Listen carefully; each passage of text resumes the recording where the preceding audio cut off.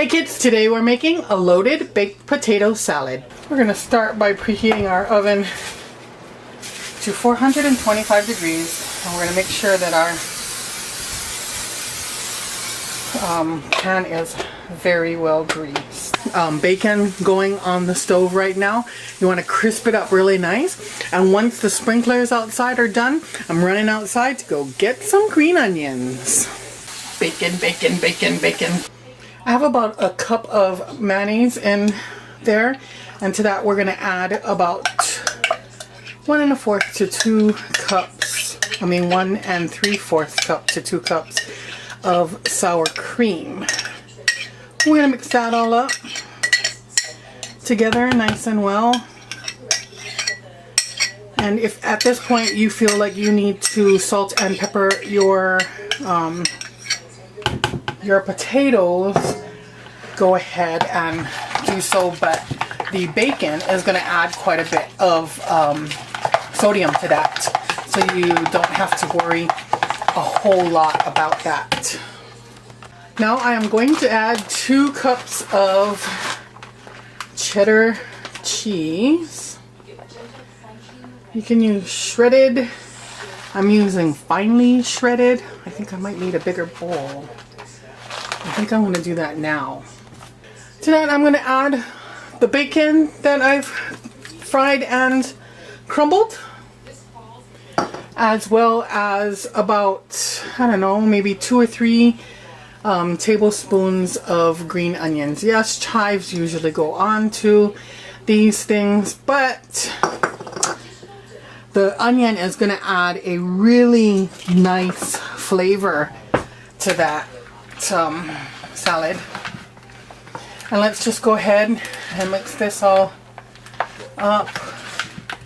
And then we're going to toss that mayo sour cream mixture in here. And then we're going to let this sit. I'm going to let mine sit overnight, since we won't be having it until tomorrow. But let it sit for a couple of hours at the very least to allow the flavors to introduce themselves to one another and become glorious friends. And so here you go. A wonderful loaded baked potato salad. Enjoy. Nom nom nom.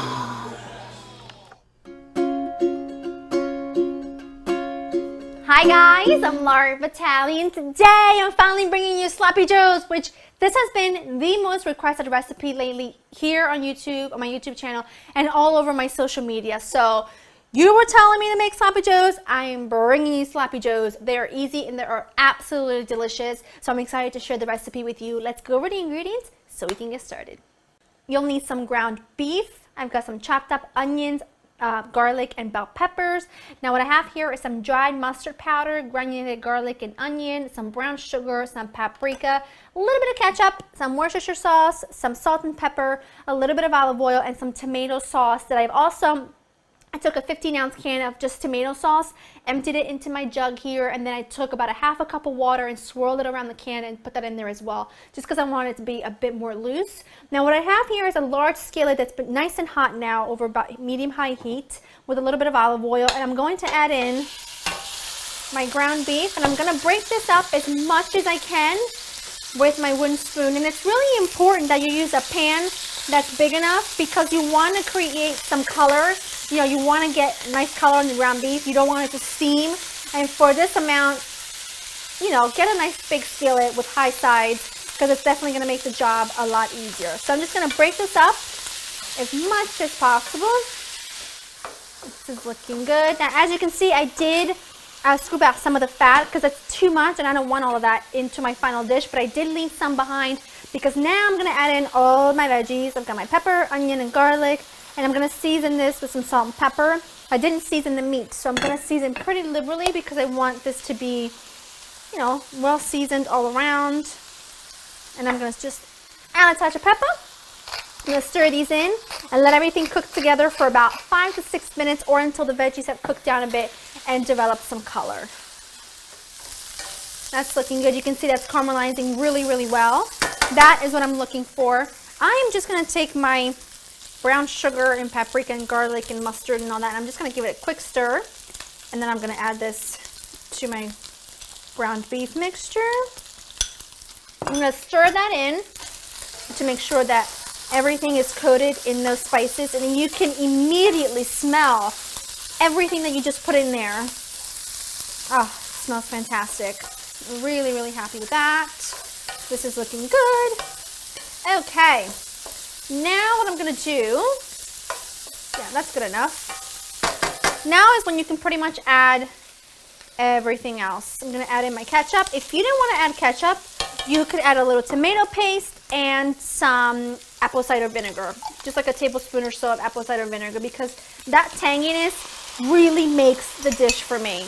And I've never really been able to find a substitute for that little tiny bit of ketchup. I think it makes the biggest difference. So I'm okay with using it if you're okay with using it. If not, if you don't want to use ketchup, like I said, by all means, go ahead and use a little tomato paste and just a splash of cider vinegar. Okay, that is looking good and saucy. Gonna knock the heat back down to about low, cover this, and let it cook for about 20 minutes. In the meantime, take some Kaiser rolls, split them open, brush them with a little bit of melted butter, and get those toasted into the oven, which is what I'm gonna do now. And then that way we are ready to top and serve.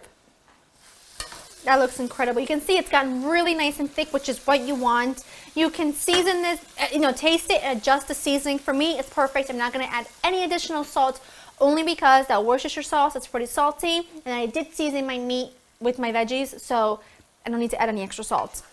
That is perfect. Now what I have here are some Kaiser rolls, and what I've done is I've brushed both sides with some melted butter, put them cut side down on a baking sheet in a 400-degree oven for about 10 minutes, and that is what they look like, and that is perfect. So I'm going to just serve up one.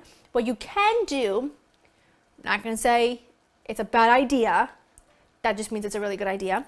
You take some of the meat mixture, you put it on one of the cut sides, place it on your baking sheet, top it with some cheese, pop it under the broiler till it's nice and melted, and it's like takes this to the next level. But I just wanted to share this with you because this is the traditional way of eating it. And you can mound this up as much or as little as you want. It is supposed to be a naturally really sort of messy sandwich, so I'm gonna do it that way. You're just gonna have to give me a minute because this is going to be hot and very messy. I don't even know where to start. I'll start on this side.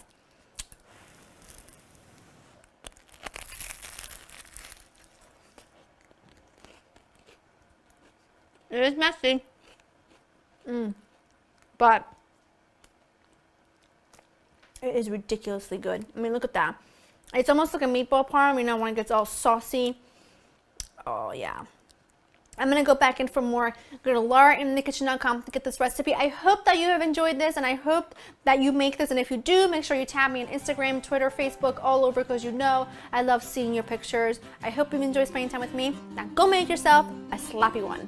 See you next time. Bye-bye.